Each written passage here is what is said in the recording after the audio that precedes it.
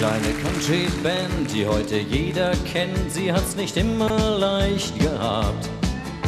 Sie spielte schon in Hamburg, als es noch keine Panik gab.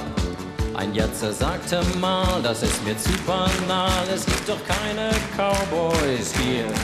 Wir sind doch nicht im wilden Westen, er hat sich schwer geirrt.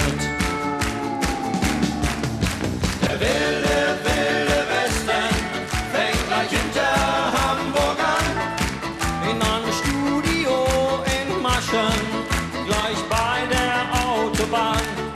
Hier hört man Geige, Banjo, Steel, Gitarre, hier sind sie gut gelaunt. Die Cowboys von der Waterkant mit ihrem Nashville-Sound.